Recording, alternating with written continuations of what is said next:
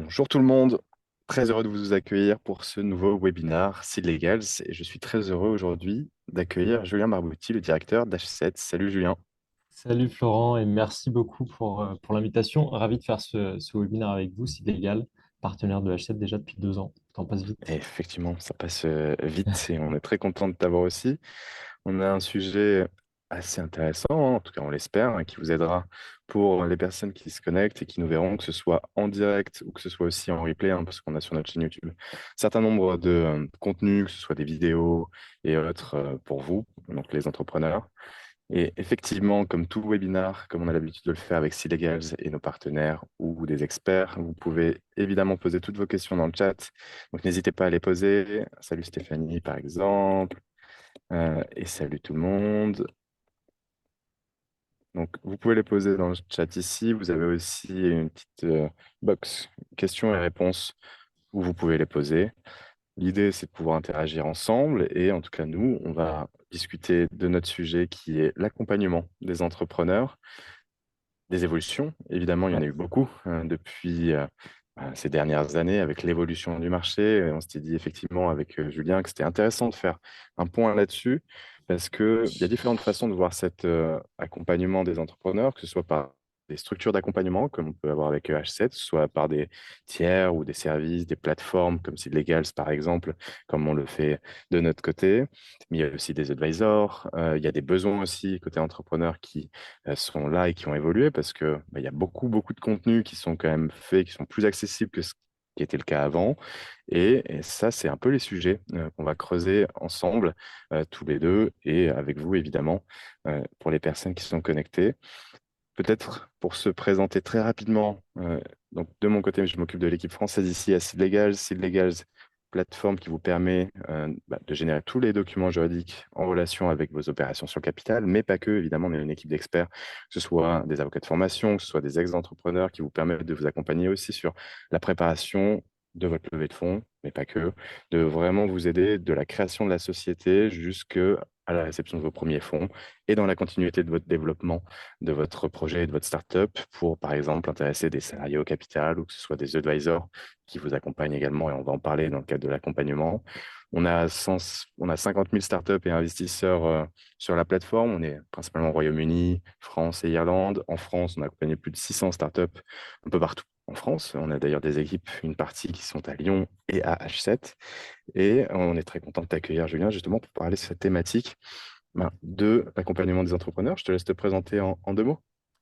Bah, écoute, avec grand plaisir, merci encore. Donc moi, je suis Julien Marbouti, je suis directeur de H7 et j'ai la chance de faire partie du projet depuis le début, depuis avril 2019. Aujourd'hui, mon rôle, il est à la fois d'accompagner l'équipe qui est structurée sur trois grands métiers. La communication, l'accompagnement et tous les services qui sont liés au bâtiment. Et tu vois, le sujet de l'accompagnement en tant que tel, ça m'obsède. C'est quelque chose sur lequel on fait beaucoup de veille. On interroge aussi pas mal nos partenaires pour comprendre quels sont les besoins. Et avant tout, on passe du temps avec les entrepreneurs et on essaye d'itérer le plus rapidement possible. Donc, ravi de pouvoir partager quelques bonnes idées et en récupérer aussi hein, de ton côté et puis du côté des participants. C'est parfait, parfait, parfait. Donc, sans transition maintenant, on peut justement, avec la thématique qu'on a choisie, l'approfondir. Donc, comme je l'ai dit en introduction, il y a eu une évolution assez profonde en France sur l'entrepreneuriat, sur la tendance aussi, avec quand même euh, certaines, j'allais dire mode, mais en fait aussi des aspirations, où que ce soit des étudiants qui sortent d'école ont de plus en plus envie aussi de créer leur propre structure, qui peut se créer, peut se définir depuis quoi? 2010, post-2010, quelque chose comme ça, Ouais. avec des structures d'accompagnement dont on va parler, mais c'est une évolution assez intéressante à avoir, en lien aussi avec les premiers incubateurs, quand est-ce qu'ils se sont créés? C'est là où on en parlait ensemble, Julien, en préparation de ce webinaire, qu'il était intéressant de faire ce contexte. Donc, est-ce que tu peux nous en dire un peu plus justement sur l'entrepreneuriat et l'accompagnement des entrepreneurs au sens large, et en France, justement, quand est-ce que ça a pris un peu naissance et la genèse de tout ça? Ouais, c'est un bon point, effectivement, pour préparer. On s'était dit un peu d'histoire, ça pouvait nous faire du bien. En tout cas, ça replace un contexte. L'entrepreneuriat en France, ça date depuis évidemment plusieurs décennies, heureusement. Pour autant, sur nos métiers, on voit que ça a commencé à se structurer comme sur le modèle américain, c'est-à-dire en partant des écoles. Il y a des formations, des universités de haut niveau. Et donc, si je prends une école que je connais très bien, qui est l'EM Lyon, qui d'ailleurs a été précurseur sur l'entrepreneuriat pendant des années, qu'il est encore, hein, il y a beaucoup de patrons qui sortent, ou en tout cas de top profil qui sortent de l'EM Lyon, hein. Je pense à aussi Nicolas Julia de Sorare, et puis il y en a d'autres, hein. Mais l'EM Lyon, le premier centre pour les entrepreneurs, c'est 1984. Et en fait, ça nous donne finalement une impulsion qui est assez intéressante parce que ça permet de sortir les premiers entrepreneurs qui vont être formés de façon très théorique à l'entrepreneuriat. Donc, c'est la matrice de Porter, donc les fameux 4P, c'est le SWOT, c'est le PESTEL, c'est du positionnement avec du business plan et puis du business model. Mais c'est quand même les premières années où, à Lyon, on va voir des réussites que peuvent être Cégide, l'entreprise de Jean-Michel Aulas sur la comptabilité. Ça peut être Infogrames, l'entreprise lancée dans le jeu vidéo par Bruno Bonnel, qui désormais s'occupe du plan France 2030. Et puis un peu plus tard, 1996, on a LDLC, qui aujourd'hui est connu et reconnu notamment à la fois pour toute sa plateforme e-commerce, mais aussi et surtout en ce moment pour avoir mis en place la semaine de 4 jours. Et c'est assez marrant de citer ces personnes-là parce qu'ils ont été dans la vague du lancement du Centre des entrepreneurs de l'EMU en 1984. Ils sont soit passés par là, soit ils ont été advisors, soit ils ont contribué à faire les premiers retours d'expérience. Et puis ça a vraiment amorcé la dynamique. On en parlait. Et tu l'as aussi dit, la référence avec le contexte américain, si on regarde avec une approche un peu comparative, donc ça remonte encore plus il y a quelques années, que ce soit avec des universités telles que Stanford ou le Ouais. MIT. C'était évidemment dans un contexte géopolitique qui était différent. On était dans des logiques, notamment il y avait la course à l'espace avec des fonds et des investissements colossaux, mais qui commençaient aussi dans cette logique et ce contexte de guerre froide avec des financements à vocation donc de défense ou autre stratégique, mais qui participaient quand même à l'innovation. Donc, on peut prendre des exemples comme Intel, comme d'autres Complètement. choses qui étaient justement ce mélange entre les universités, des pôles universitaires de recherche, avec une logique aussi un petit peu business, et notamment parce que c'était quand même avec énormément de subventions étatiques, avec ce besoin justement d'avoir une course, que ce soit à l'espace ou à l'armement ou autre différenciation. Mais ça aussi, nous, on l'a vu, et tel que tu l'as décrit avec l'exemple que tu as donné avec le M Lyon, mais ça se rapproche un petit peu de ces aspects-là. C'est-à-dire qu'il y a un pool universitaire, un pool de recherche auquel ensuite ça nourrit de la technologie, ça nourrit des recherches, et après, il faut une logique quand même un peu plus business. Mais ça, est-ce que tu le vois, toi, émerger? Mais si on reprend il y a quelques années,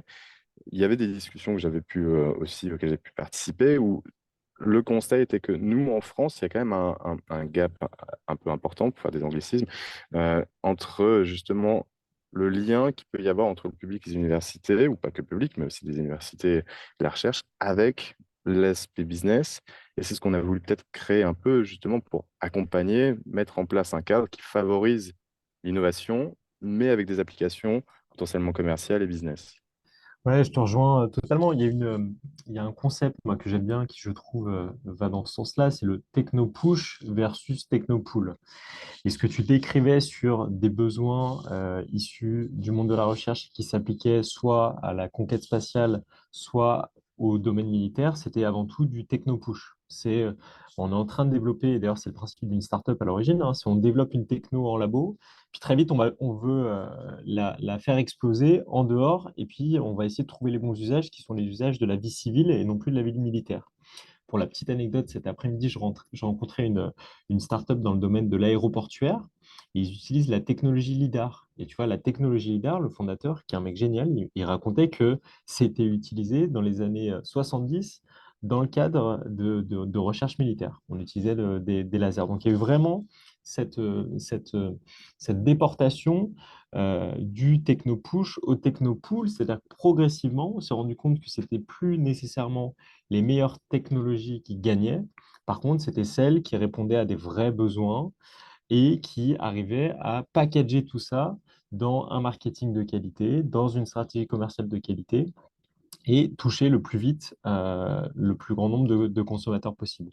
Et tu vois, ça a été, je pense, caractérisé par la vague YC notamment.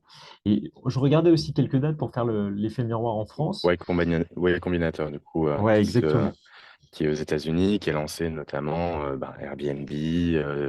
Il y en a plein d'autres, hein, que ce soit, je crois qu'il y a Stripe qui en avait fait partie Ouais, aussi. il y a Bref. Yuka qui a été une belle réussite aussi, hein. Mais ouais, tu as entièrement raison. Et tu vois, si on regardait sur les dates pour se dire, OK, à quel moment en France on se dit qu'on sort de cet accompagnement qui est plutôt théorique, universitaire, et donc une approche assez classique du marketing, à une approche un peu plus pirate. Et tu vois, il y a une date, là, je regardais, c'est que le premier Startup Weekend à Lyon, c'est 2010. Et pour l'anecdote, à ce moment-là, ils ont une guest. C'est assez marrant. Il y a une personne qui vient de Paris et qui eh ben, a un média qui s'appelle Tech Baguette. Et elle est là pour justement animer ce Startup Weekend à Lyon dans un espace de coworking qui s'appelle l'Accordé. Eh ben, c'est Roxane Varza, tu vois. Et c'est quand même assez dingue de se dire qu'en 2010, et finalement, c'est pas si vieux que Directrice de ça, Station F aujourd'hui. exactement. Et tu vois, 2010, premier Startup Weekend à Lyon. Si tu reprends des dates un peu fortes aussi de changement de mentalité et d'accompagnement, 2012, BPI France, qui est la banque publique d'investissement française, qui justement investit massivement dans les startups et permet déjà d'amorcer avec la subvention Bourse French Tech. Et Donc lancé sous 2013, le mandat Hollande en exactement. 2012. Mhm. Et tu vois, 2013, c'est la création de la French Tech, en même temps que The Family et le Numa, d'autres structures d'accompagnement dont on pourra parler, qui lancent la dynamique et qui montrent un changement vers la mentalité hacker, et ça marque vraiment un changement de paradigme intéressant. Ça, c'est justement, ça fait le lien parfait sur comment ça peut évoluer dans le temps. Donc, ce que tu dis, c'est de la théorie un peu générale sur des approches dont tu as cité les noms. Et là, on est dans une logique beaucoup plus pratique de comment faire.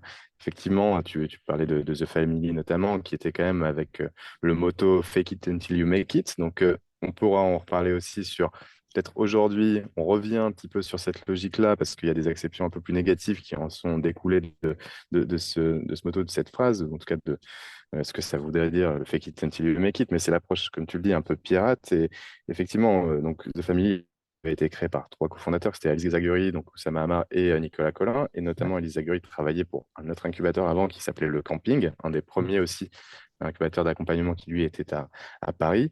Et effectivement, là où eux, mais comme l'UNMA ou d'autres, ont pu prendre le relais sur cette approche, c'était vraiment d'importer aussi le savoir-faire et les pratiques anglo-saxonne et surtout américaine, avec des méthodes très pratiques, que ce soit commercial, que ce soit marketing, que ce soit même potentiellement produit, mais vraiment dans une logique de contenu et de mettre à disposition tout ce contenu. Parce que la force, si on prend l'exemple de The Family, que je connais bien parce que j'y avais travaillé avant de rejoindre C-Legal, c'était de mettre à disposition ce playbook qui est voilà comment on peut, avant d'avoir un produit peut-être hyper sophistiqué, de se concentrer vraiment sur ça, comment on peut tester même avec un MVP qui est ou montre un petit peu les premiers éléments de ce que serait notre solution sans être vraiment au niveau, tester le marché et d'être concret sur cette partie. Après, il y a The Lean Startup, évidemment, qui sont aussi des bouquins hyper intéressants et à recommander sur cette logique-là d'itération et de test. Mais comment tu as vu, toi, cette évolution, cet aspect pratique, justement, à partir de ces années? En fait, ce que tu partages, c'est extrêmement intéressant parce qu'aujourd'hui, la notion de playbook, donc le fameux guide de l'entrepreneur, femme ou homme à succès dans la tech, pour moi, il est connu de tous parce qu'il a été popularisé notamment par Alice, par Oussama, et puis par après toute la communauté aussi French Tech qui s'en est emparée. Pour autant, tu vois, moi à cette époque-là, j'ai la chance d'être étudiant à Grenoble École de Management et je lance une petite boîte, pareil, avec mes potes. Je te fais le pitch très rapidement, mais on avait envie de créer Medium avant que Medium arrive en France. Désormais, tu as eu le succès de Substack. Nous, notre proposition de valeur, c'était de dire que on avait tous des blogs, tous mes amis avaient des blogs de façon isolée, mais ils avaient des audiences extrêmement restreintes. Et on s'est dit, pourquoi pas créer un YouTube des articles pour faire en sorte que chacun, avec notre petite audience, ça fait une grosse audience à se partager. Bref, ça n'a pas forcément bien fonctionné parce qu'on n'a jamais réussi à trouver le modèle économique. Mais je me souviens, pour répondre à ta question, que je passais mon temps, et avec mes potes, on passait notre temps à regarder les vidéos d'Oussama. Et ce qui nous plaisait, c'était à la fois quelque chose sur lequel il a été précurseur, c'est build in public, c'est-à-dire vraiment, il expliquait les coulisses de la création d'une startup, les techniques marketing qui fonctionnaient, et en étant toujours tourné très outil. Et tu vois, c'était complémentaire, moi, avec les cours que j'avais au quotidien à l'école, qui étaient plus sur de la stratégie, mais en fait, quand tu lances une startup, tu es plutôt dans l'opérationnel, dans le quotidien. On te parle de vision à, je vais dire, 18 mois, 12 mois, même 6 mois, mais la réalité, c'est qu'est-ce que je construis au quotidien. Et du Ouais. coup, Quel outil j'utilise concrètement? C'est quoi les mails que j'envoie? Comment je le fais? Et c'était notamment exactement, avec leur chaîne qui s'appelait Coup d'État, où ils donnaient beaucoup extraordinaire, de contenu. Ouais. extraordinaire. Et tu vois, il y a eu un phénomène que moi, je trouve qu'on a favorisé en France, c'est le fameux phénomène de la tour d'ivoire, c'est-à-dire je développe un truc de mon côté, et puis finalement, je me soucie jamais du besoin marché. Et ben, The Family, en recopiant aussi et en s'inspirant, on va dire, des bonnes méthodologies de YC, c'était OK, il faut que je tombe amoureux du problème et non pas de la solution. Et ça a vraiment tout changé.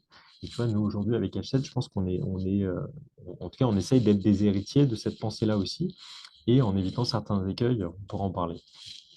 Et Y Combinator dont on a parlé là à plusieurs reprises, effectivement, création, pour se situer un peu dans cette chronologie, c'est 2005. Donc, c'est il y a maintenant bientôt 20 ans.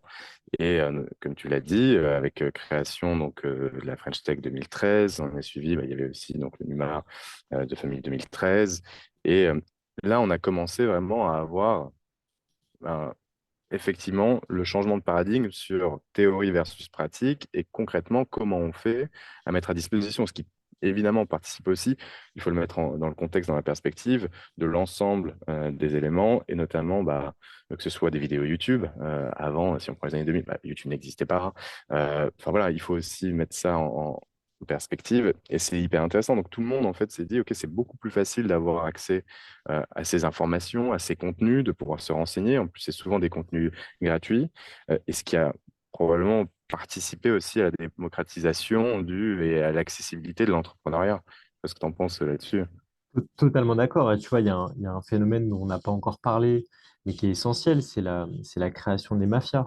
Donc, une mafia, pour celles et ceux qui nous regardent et qui connaissent pas cette notion, c'est finalement un groupe d'individus qui sont passés par des entreprises, disons des startups à succès, qui ont appris un grand nombre de choses, qui ont fait du réseau, qui ont rencontré pas mal de monde et qui, du coup, dans leur prochaine aventure, qu'elle soit entrepreneuriale ou qu'elle soit dans une forme de salariat plus classique, eh ben, diffusent cette compétence. Parce qu'effectivement, on n'en a pas parlé, mais pour faire une bonne vidéo YouTube, il faut quand même pouvoir soit inviter des gens qui savent raconter l'histoire, soit avoir côtoyé des personnes qui ont vécu l'histoire. Et tout à l'heure, tu parlais de 2005 pour Y Combinator. 2005 aussi, c'est la création de Criteo.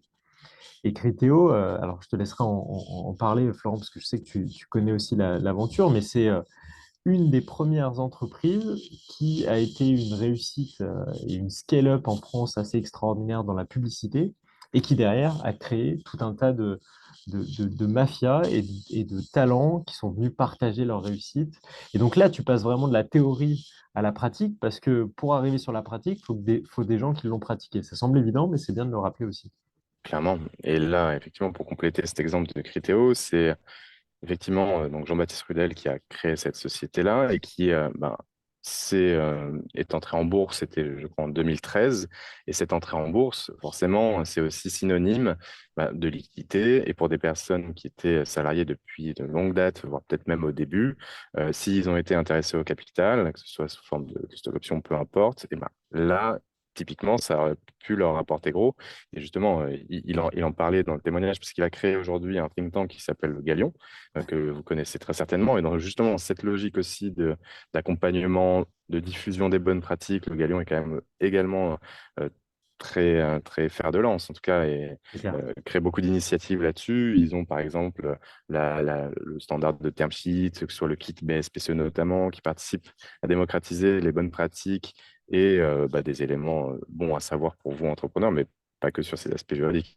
Ça, c'est mon prisme avocat juriste et de légal. Mais, et donc, en 2013, entrée en bourse, ça a fait et ça a créé des millionnaires qui sont ces salariés qui étaient là et qui, de leur côté, ont pu également recréer des projets ou investir dans le cadre de start-up, d'accompagner évidemment de projets, comme tu l'as très bien dit, avec une dimension, une expertise métier, pratique. C'est pas forcément des théoriciens, c'est des gens qui sont dans l'opérationnel, dans la pratique, qui l'ont fait et qui ont porté le projet jusque-là. Et l'exemple qui a évidemment précédé aussi cette logique de mafia que tout le monde peut connaître, c'est celle de PayPal. Et donc là, dans la PayPal, évidemment, vous connaissez une des personnes, que ce soit Peter Thiel ou que ce soit Elon Musk, mais c'est cette même logique. Ça refait derrière une sorte de cercle vertueux, si on veut, en termes de réinvestissement, en termes d'émulation et de création de nouvelles initiatives. Il y a également plus récemment, il y avait un article, je crois que c'était Les Échos, je ne sais plus, qui était passé, qui était justement sur ces thématiques de mafia, où il mentionnait que ce soit Spendesk, évidemment Criteo, c'était l'exemple et un des premiers exemples un peu français qui a permis de diffuser cette notion. Et pourquoi on parle de ça? Parce que c'est au sein même de ces entreprises où on va monter en compétences, on va apprendre le métier et c'est en fonction aussi de la réussite de ces projets, qui réussissent ou non, hein, parce que également, même si le projet peut ne pas aboutir avec une réussite comme celle de Criteo d'un point de vue financier, notamment, derrière, ça génère des possibilités. Moi, je prends un exemple personnel. Ma première startup dans laquelle j'ai travaillé après avoir passé le barreau de Paris, c'était La Ruche qui dit oui. Pour justement acheter des produits auprès de producteurs locaux, circuit court, vente directe. Donc, c'était une plateforme marketplace qui permettait de créer ça et la transition agricole et participer à cette transition agricole. Donc, c'est un thème qui reste quand même d'actualité.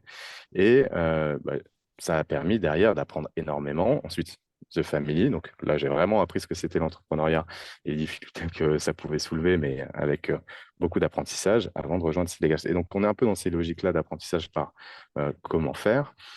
Et donc, si on rejoint sur la logique de cadre et d'accompagnement des entrepreneurs, euh, une fois qu'on s'est dit ça, qu'on a posé le contexte là, et on a bien fait peut-être de détailler un petit peu avec l'historique, mais maintenant, concrètement, les enjeux quand on est entrepreneur aujourd'hui, en 2024, on veut se lancer, comment on fait? Ce serait quoi tes recommandations? Structure d'accompagnement? Est-ce qu'on passe par des incubateurs? Est-ce qu'on justement on va prendre des desks auprès de H7 si on est situé à Lyon ou dans la région Rhône-Alpes? Pareil, à Station F, par exemple, nous, on est avec nos bureaux à Seed Legals.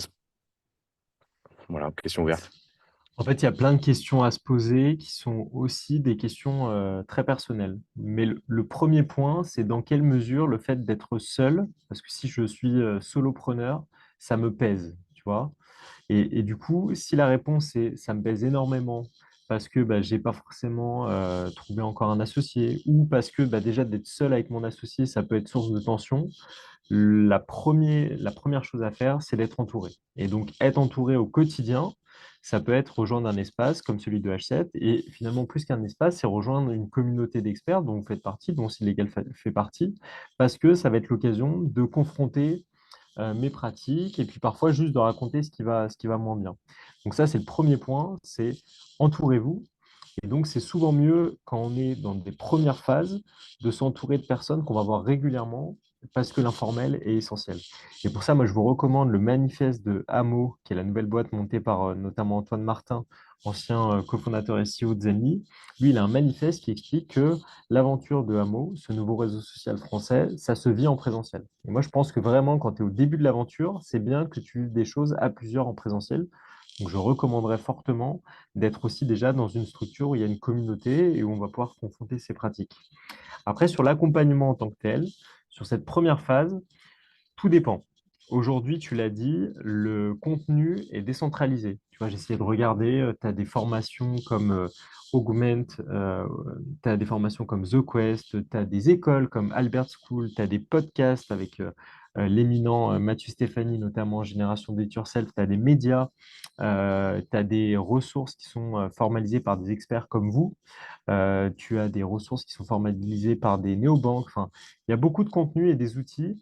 Tu parlais du Galion qui est disponible gratuitement. Pour autant, et ça, c'est mon ami Clément Moguet, qui est le cofondateur et un des C-level d'Agicap, une des très belles scale-up lyonnaises, qui dit les contenus, les conseils, vous allez en avoir plein. Par contre, la question, c'est comment ils s'appliquent à mon quotidien. Et je trouve que pour répondre à cette question, ça peut faire du bien de temps en temps d'avoir un mentor, un coach, un membre d'une équipe accompagnement, un expert qui fasse le ping-pong avec vous pour vous dire, voilà le playbook, t'en parlais tout à l'heure, Florent, mais voilà comment on peut l'appliquer à ta réalité. Et souvent, le jeu, c'est de formuler des hypothèses. C'est-à-dire, bah, voilà, ça peut être la première option. Je pense que ça peut se passer comme ça. En même temps, il y a peut-être cette deuxième option. Et à toi d'évaluer les indicateurs qui feront que tu iras plutôt à droite ou à gauche. Et pour ces deux raisons, finalement, parce que j'ai besoin d'être entouré, parce que l'entrepreneuriat, c'est avant tout une aventure solitaire et difficile. Et après, pour spécifier le playbook et le contenu qui est présent au quotidien, je pense que c'est bien d'être accompagné dans ces premières phases où l'accompagnement est vraiment centré sur le dirigeant.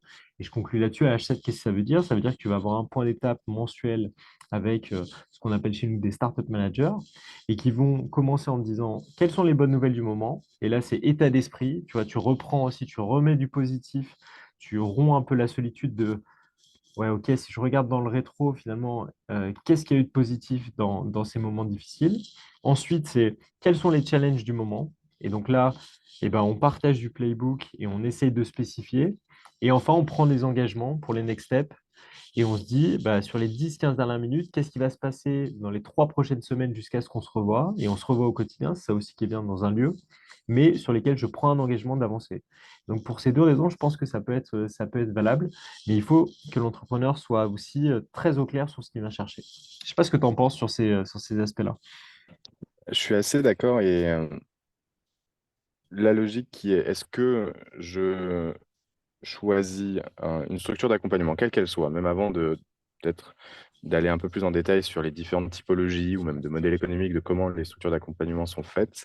Je rejoins ce que tu disais, d'autant plus effectivement quand tu es seul entrepreneur à lancer ton projet où tu as besoin d'être entouré de personnes, ne serait-ce que pour toi et de confronter tes idées, tes stratégies et autres, parce qu'être seul, c'est très compliqué dessus. Déjà que c'est un exercice complexe, mais là, je ne fais que redire ce que tu as dit. Mais pour rejoindre ton point, effectivement, tu as besoin de jouer quelque chose collectif dans le cadre d'un projet entrepreneurial que tu lances, que ce soit pour trouver des experts qui pourront t'aider, pour trouver potentiellement des cofondateurs avec qui tu pourrais t'associer. Si vous êtes déjà, par exemple, trois avec complémentarité, très bien, mais le fait d'avoir une structure d'accompagnement, en fait, ça vous permet d'avoir des liens et tisser des liens, un peu comme quand vous sortez d'une école de commerce ou que vous sortez d'une fac, quelle Bien qu'elle sûr. soit, vous avez cette logique de réseau et d'alumni, donc de personnes qui composent ça et qui sont des personnes qui seront à même de pouvoir vous aider dans tel ou tel domaine,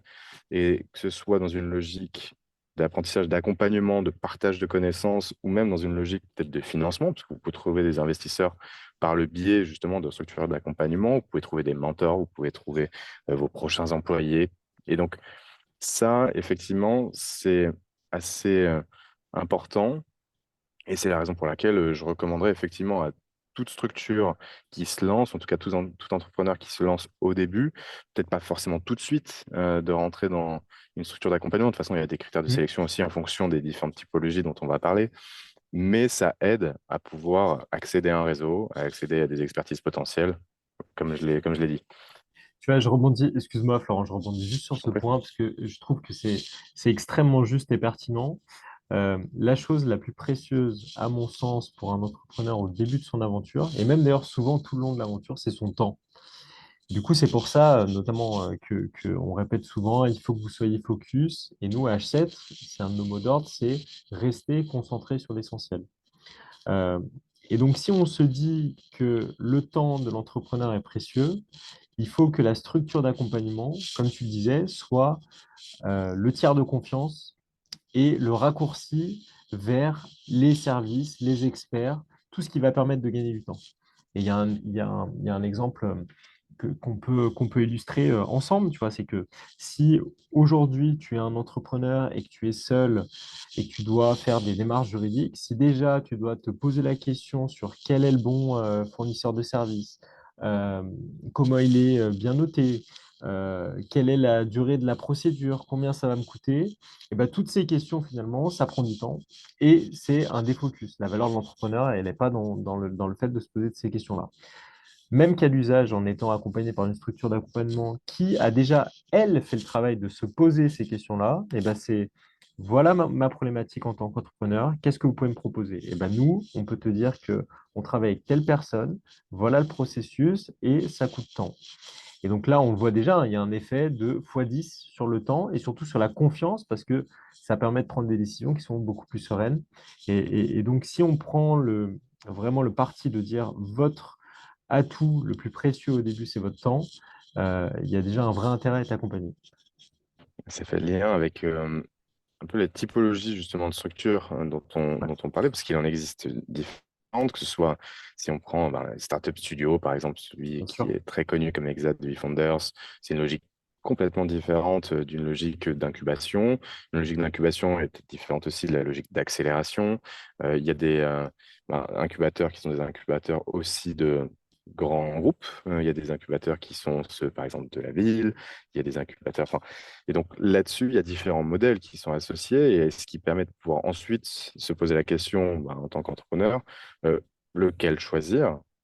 Et il y a aussi une question, on peut les cumuler potentiellement justement pour augmenter les réseaux et les complémentarités de telle structure d'accompagnement par rapport à une autre. Et est-ce que tu pourrais nous dire de manière assez résumée, mais les différentes typologies de ces structures d'accompagnement et nous les expliquer? Alors, tu vois, déjà, tu as une approche qui est généraliste et une approche qui est thématique. Nous, à H7, on a un tronc commun qui est généraliste, c'est-à-dire que peu importe la verticale sur laquelle tu te positionnes, tu vas pouvoir suivre le tronc commun. Et on a des verticales thématiques où si tu développes une solution dans l'alimentation durable, dans l'inclusion numérique, dans le Web3, tu vas pouvoir effectivement être sur des cohortes un peu particulières. Donc la première question, c'est à ton niveau de maturité, est-ce que tu considères que c'est important que tu avances sur tes fondamentaux parce que la spécialisation, tu la possèdes déjà? Et tu vois, ça peut être le cas d'un porteur de projet, d'un fondateur qui vient du monde de la science et de la technologie et qui, du coup, a plutôt besoin d'accompagnement sur le business. Et tu vois, il n'y aurait pas besoin d'avoir une approche spécialiste. Mais ça peut être aussi le cas de personnes qui juste veulent avancer sur leur business et iront de façon ponctuelle solliciter l'expertise thématique. Et après, sur l'expertise thématique, ce qu'elle a quand même je dirais d'intéressant, c'est que souvent, les structures d'accompagnement vont mobiliser un réseau qui, du coup, est tout de suite très pertinent, à la fois sur le développement commercial, sur le recrutement des talents, parce que tu es perçu comme un acteur de référence. Et donc, en étant accompagné par un acteur de référence, tu deviens toi-même quelqu'un de référence dans le domaine. Donc ça, c'est les deux premières questions. Et puis après, tu retrouves, en fonction de la chaîne de valeur, soit de l'incubation et de la pré-incubation au début, si tu souhaites vraiment faire mûrir ton idée. Mais si tu es sur de l'incubation, en gros, l'important, c'est de valider ce qu'on appelle ton product market fit. Et il faut que la structure que vous choisissez vous aide à discuter avec des clients et à synthétiser tout ça pour construire le fameux MVP, le premier produit finalement qui délivre suffisamment de valeur pour vos clients que vous allez pouvoir mettre rapidement sur le marché et puis sur lequel vous allez énormément itérer. Ça, c'est l'incubation. C'est souvent d'ailleurs un premier tour de table qui sont de la love money, c'est-à-dire vos proches qui vont pouvoir financer aussi votre croissance et puis des premières subventions, on parlait de la bourse French Tech. Et puis après, il y a le stade dans lequel H7 se trouve, c'est l'accélération. C'est donc vous avez validé votre adéquation entre le produit et le marché. Vous avez un premier chiffre d'affaires qui commence à être conséquent. Vous avez un nombre d'utilisateurs qui est en croissance quand vous êtes sur des technologies où ça prend du temps de monétiser et où vous avez des effets réseau. Et dans cette phase-là, vous allez commencer à structurer votre activité. Tout se passe un peu dans votre tête ou en binôme avec, avec votre cofondateur, votre cofondatrice. Et il faut sortir des premières ventes de réseau. Il faut sortir de son garage à l'époque Steve Jobs. Et il faut commencer à recruter un peu plus large et très vite structurer la partie juridique, la partie marketing, la partie commerciale. Et là, je conclue là-dessus. Il y a finalement deux opportunités. Soit vous avez, et c'est un peu un modèle, je dirais, traditionnel, c'est-à-dire vous allez donner une partie de votre capital pour avoir accès à ce service. Et donc, on parlait de The Family, c'était un exemple. The Family, c'était 5% du capital, soit un modèle comme H7, c'est-à-dire que vous allez payer pour le service. Et ça peut être comment dire, une tarification qui soit mensuelle, qui soit trimestrielle ou qui soit sur l'ensemble de la période du programme. Et c'est vraiment là-dessus que vous allez pouvoir trouver votre façon de fonctionner en fonction de vos besoins, de votre trésorerie, de la façon dont aussi vous voulez vous le diluer. et des ambitions que vous avez pour que ça se réalise plus ou moins rapidement. Il y a également aussi, tu l'as dit, des incubateurs qui proposent, effectivement, c'est très bien de préciser comme tu l'as fait, les modalités, que ce soit thématiques ou généralistes. Et donc, le fait qu'il y ait un prix, ça se développe de plus en plus, hein, le fait que ce soit pas forcément de l'equity en contrepartie, où il peut Ouais. y avoir aussi des mécaniques un petit peu hybrides, qui est, bah, en contrepartie de l'accompagnement qu'on vous propose, euh, il y a un certain prix, et du coup, ce prix-là, il sera échangé en equity, peut-être à l'occasion d'un prochain tour. Il y a aussi d'autres structures d'accompagnement un petit peu différentes de ça. Donc, c'est un peu à la charnière entre l'incubation et les startup studios. Parce que les startup studios, c'est également, en fait, des structures d'accompagnement, mais qui créent et qui testent elles-mêmes en interne des idées de projets, de business, de produits, qui commencent à initier et à lancer, puis trouvent ensuite des porteurs de projets qui, eux, vont rejoindre l'aventure et vont se lancer dessus à fond et ils s'associent. Généralement, les startup studios, ils prennent une portion du capital quand même, là pour le coup significatif, puisqu'ils sont à l'initiative et c'est généralement 30 à 50%, ça peut fluctuer en fonction des projets. Et bah, le reste est détenu par le ou les porteurs de projets. Mais on est dans une logique très différente là-dedans. C'est Et clair. Et tu, l'autre, pardon, vas-y, je t'en prie. excuse-moi, j'allais rebondir sur le modèle du startup studio que je trouve aussi très intéressant. Il est très intéressant parce que normalement, un bon startup studio, il a déjà validé le besoin marché. Et donc, euh, l'objectif, c'est de constituer une équipe de rockstars. Et là, par contre, c'est la NBA, quoi. On va prendre les meilleurs joueurs pour prendre ce problème et cette solution et faire en sorte qu'elle explose parce que tout est très clair et après, il faut dérouler le plan.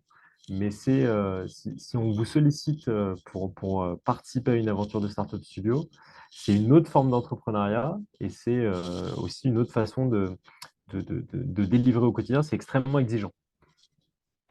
Et une dernière façon aussi d'avoir comme structure d'accompagnement en termes de format et de cadre, on peut prendre deux exemples qui sont Entrepreneur First et Antler, par exemple, où là, on est dans une logique un petit peu différente qui est justement, comme je disais, hybride entre de l'incubation et du studio quelque part, si on veut, mais ils permettent de pouvoir rencontrer en fait des entrepreneurs ou pas forcément des entrepreneurs, mais des personnes qui sont intéressées pour se lancer dans l'entrepreneuriat. Ils organisent du coup ces rencontres et là où se forment des groupes de personnes qui vont, bah, par affinité, que ce soit d'expertise, que ce soit autre, lancer des projets pendant un temps, mettons 3 mois ou autre. Et à l'occasion de quoi ensuite, il y a des comités d'investissement, donc que ce soit par exemple Antler, qui est un de nos partenaires qui travaille et dont les cohortes passent par Seed sont est-ce qu'on va investir dans ce projet donc, qui a été là porté au début et qui s'est créé en fait au sein même de bah, cette formation ou de ce lancement Antler.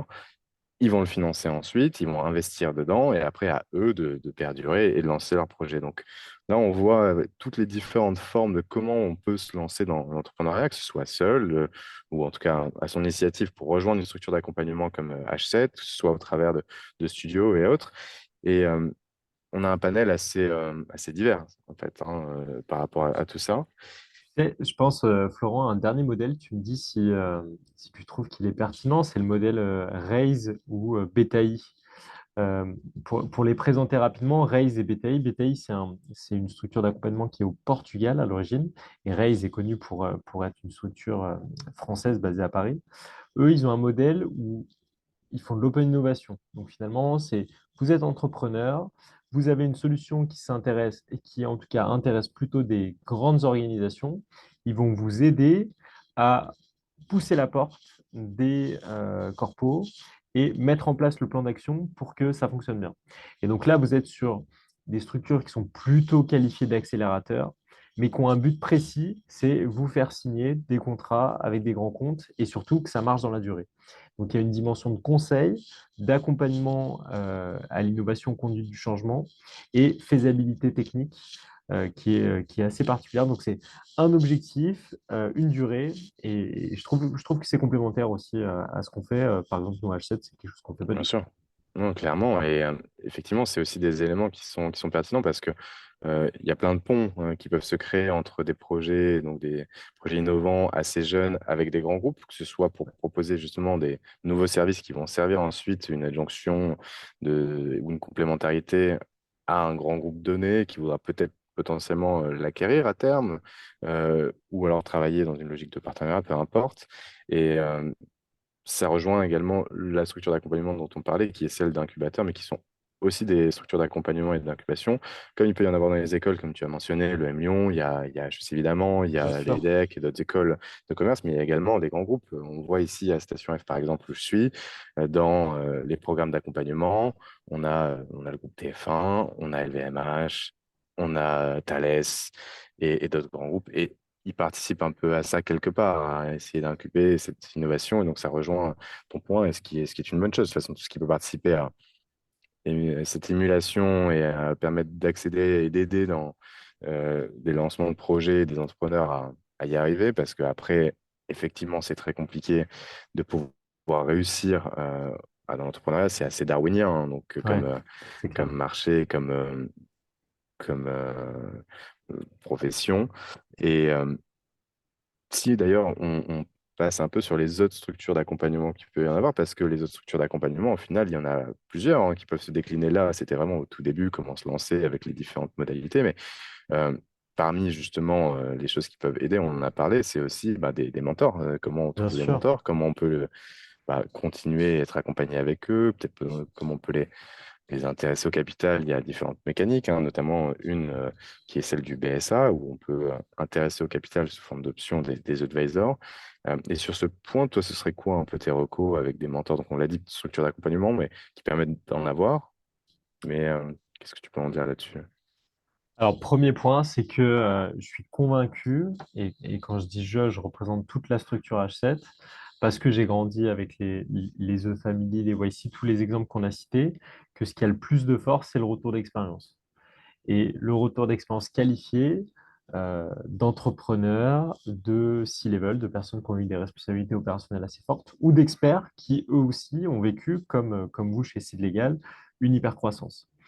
Et du coup, si demain je devais choisir une structure d'accompagnement, je regarderais aussi quelles sont les personnes qu'ils font intervenir qui permettent d'avoir ces retours d'expérience et quel va être le degré de proximité que je vais avoir. Donc ça, c'est assez essentiel. Tu vois, je te prends un exemple. On a reçu la semaine dernière, jeudi dernier, tu vois, il y a une semaine, un des cofondateurs de vente privée, de VP, qui s'appelle Ilan Benaïm. Et lui, il dit, pour réussir une licorne, il faut être passé par une licorne. Donc, tu vois, il est assez radical. Je pense qu'il y a des voies intermédiaires, mais pour autant, là où il marque un point, c'est que les gens qui vont t'en parler, ils vont t'apporter de la valeur ajoutée qui est assez extraordinaire. Et après, il parlait aussi d'un réseau qui est un réseau international de mentoring qui s'appelle Endeavor et qui l'opère lui au Maroc.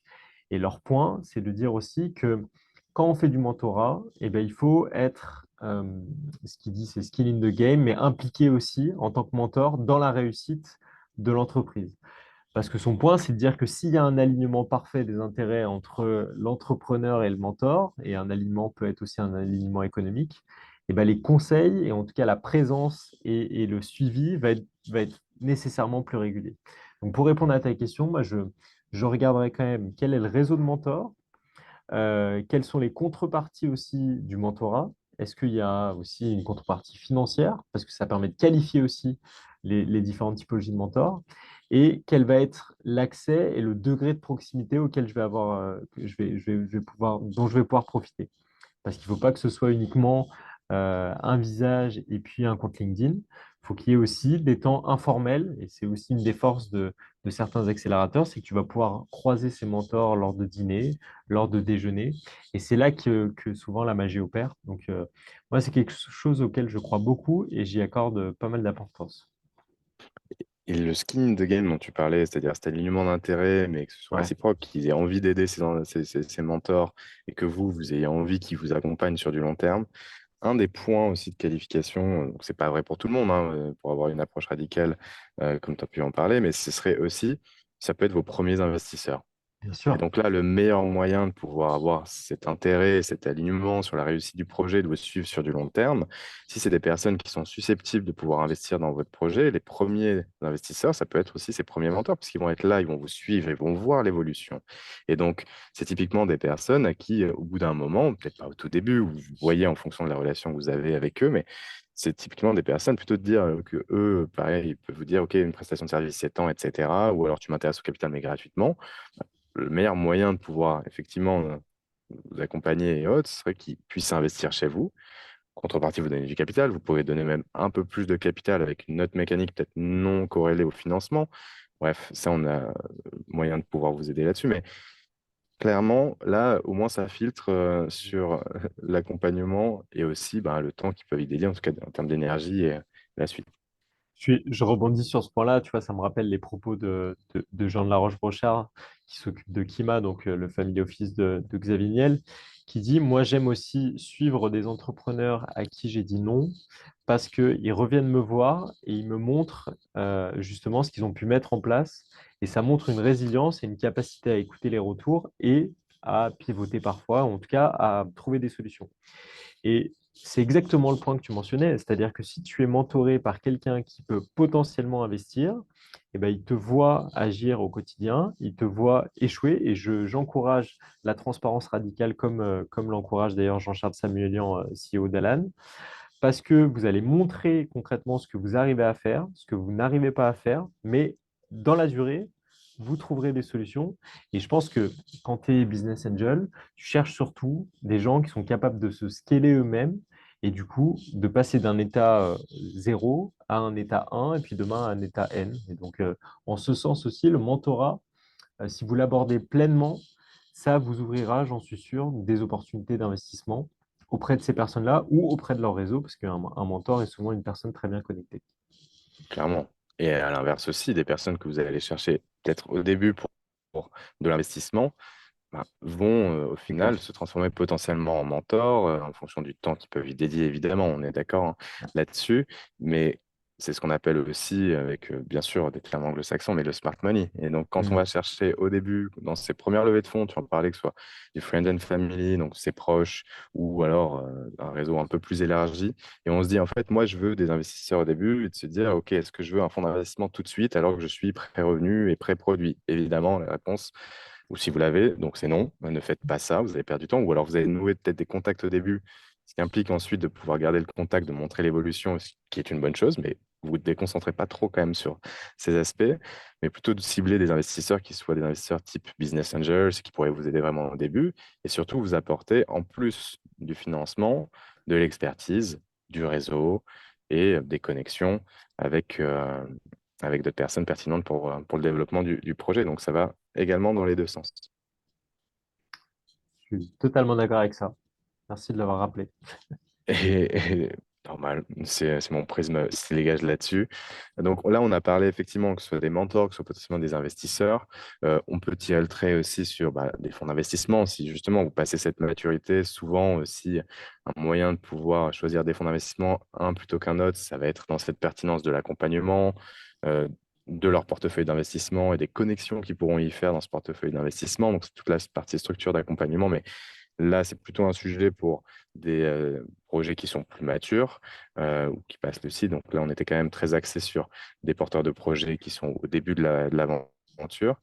Et je vois que leur fil et tourne. Et il y avait des Peut-être. questions que je voulais te poser aussi, mais vas-y, je t'en prie, à toi Non, l'honneur. j'allais rebondir sur un point qui est souvent sous-estimé, c'est la communication et la visibilité que peut vous apporter une structure. Et justement, ça fait partie, je pense, de l'évolution des modèles, des structures d'accompagnement. C'est qu'aujourd'hui, ils vont vous apporter, si on résume, du mentorat, du coaching, un réseau qualifié d'experts.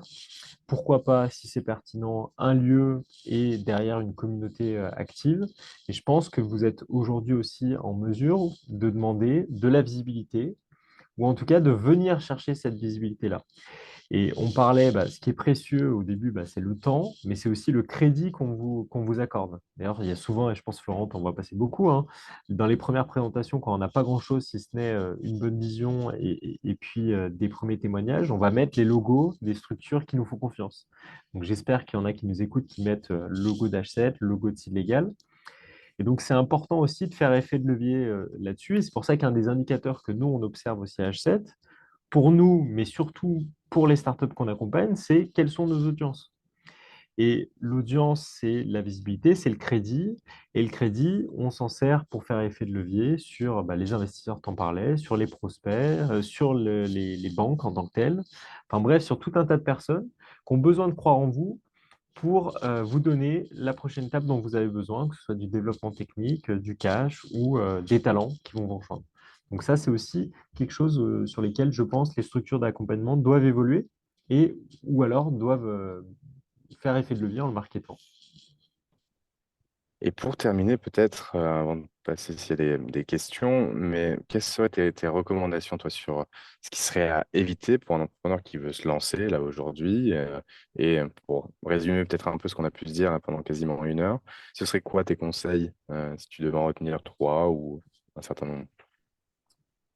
Tu vois, je reprends un peu ce qu'on s'est dit. Le premier conseil, c'est d'être entouré. Moi, je pense vraiment que les personnes que je rencontre et que j'accompagne au quotidien, qui sont les plus brillantes, c'est les personnes qui savent s'entourer et qui ont ce besoin aussi de confronter leurs idées. Tu vois, qui sortent complètement de cette problématique de développement en chambre. Ils sont Et donc, réceptifs aux critiques, aux exactement. challenges Donc, le premier conseil, c'est entourez-vous, parlez un maximum avec un maximum de personnes de votre problématique et confrontez-la. Et en fait, il y a aussi un adage qui dit que monter une entreprise, c'est la meilleure façon de faire du réseau. Et je suis totalement d'accord. C'est mm, qu'on s'est tous retrouvés, je pense, à des événements où quand tu n'as pas forcément grand-chose à vendre, tu ne sais pas comment connecter avec les autres personnes. Par contre, quand tu es entrepreneur ou quand tu entreprends des choses dans ta vie, ça connecte facilement. Donc ça, ce serait le premier point.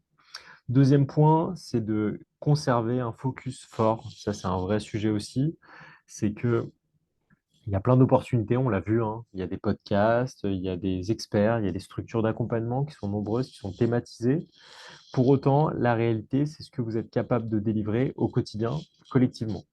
Et donc, il faut toujours sanctuariser du temps pour avancer et pour apprendre. C'est un peu les deux. Et moi, j'aime bien dire qu'il y a 80% de ton temps qui doit être dédié à l'exécution et 20% sur l'apprentissage, les next steps, la vision. Donc ça, ce serait mon deuxième conseil.